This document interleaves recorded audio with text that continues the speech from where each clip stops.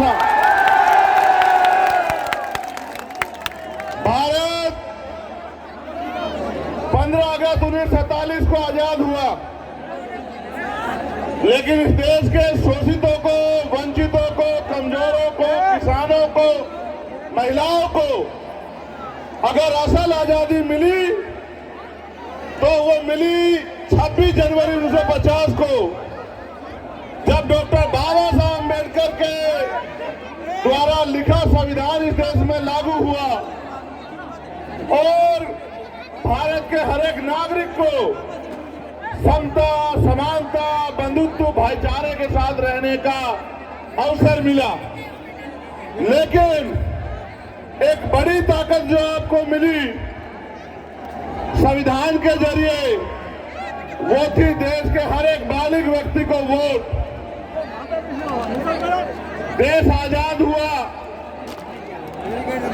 Vote की शक्ति से राजनीति में बराबरी आई, लेकिन क्योंकि देश में जाति के नाम पे, धर्म के नाम पे, सामाजिक स्तर पे, आर्थिक स्तर पे जो गैर बराबरी थी, उस समय की सरकारों ने उस गैर बराबरी को खत्म करने के लिए कोई अच्छा कदम नहीं उठाया। धीरे धीरे अमीर अमीर होता गया, गरीब गरीब होता गया और आज ऐसा समय आ गया है कि देश की 90% पूंजी 10% लोगों के हाथ में है और देश के 90% लोग 10% साधनों से अपने जीवन को जी रहे हैं।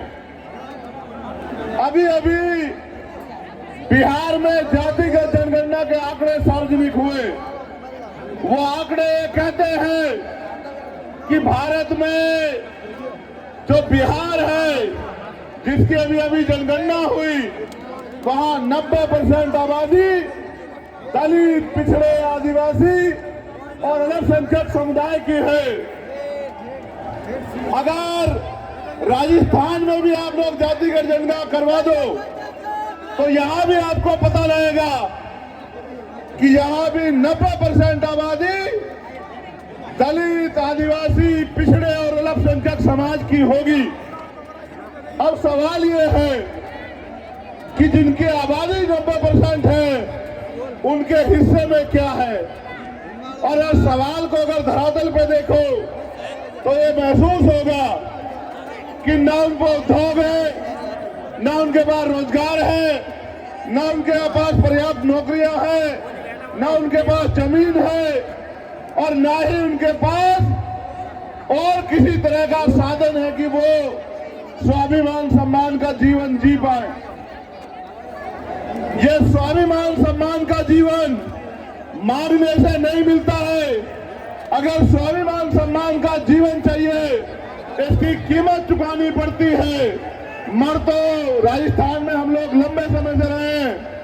आपको इंदुर मेघवाल याद होगा, आपको जितेंद्र मेघवाल याद होगा, आपको कार्तिक भील याद होगा, आपको ओम प्रकाश रेगर याद होगा, आपको नासिर जुनैद याद होंगे, आपको असगर याद होगा। इतना जुल्म, इतना अन्याय और न्याय मांगने पे लाठियां, झूठे मुकदमे, डर और तमाम तरह से जिस तरह भी से भी पीड़ित को डराया जाए, धमकाया जाए, पंचायत करा के, हल्ला मचा के, मैं लंबे समय से राजस्थान में देख रहा हूं। लेकिन मेरे साथियों, इसके लिए जिम्मेदार वो लोग नहीं हैं, इसके लिए जिम्मेदार हैं हम लोग। क्योंकि 90% आबादी होने के बावजूद भी और लोकतंत्र के आने के बावजूद भी राजस्थान में हमारी राजनीतिक हैसियत नहीं है। अगर राजस्थान में हम लोग अपनी राजनीतिक हैसियत बना लें तो ना तो हमें अच्छी पढ़ाई के लिए किसी के आगे हाथ फैलाना पड़ेगा, ना रोजगार के लिए किसी के आगे हाथ फैलाना पड़ेगा, ना अपने बच्चों के लिए बड़े बड़े हॉस्टल बनाने के लिए हाथ फैलाना पड़ेगा, ना हॉस्टल में सुविधा देने के लिए हाथ फैलाना पड़ेगा, ना बहन बेटियों की शादी करने के लिए अपनी जमीन गिरवी रखनी पड़ेगी या उधार लेना पड़ेगा, न ही बीमार होने पे इलाज के लिए हमें किसी की तरफ बेबस लाचार निगाहों से देखना पड़ेगा।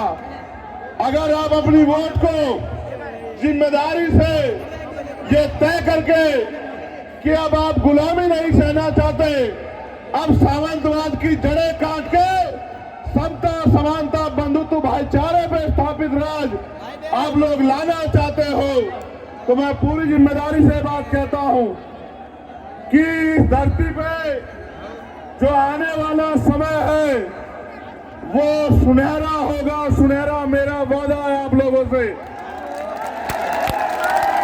इसलिए मैं आपसे अपील करने के लिए आया हूं, अगर आप चाहते हो कि फिर किसी जितेंद्र के साथ, इंद्र के साथ, कार्तिक भील के साथ, ओम प्रकाश रगर के साथ अन्याय ना हो, तो आप अपने पैरों पे खड़े होने के लिए तैयार हो जाओ।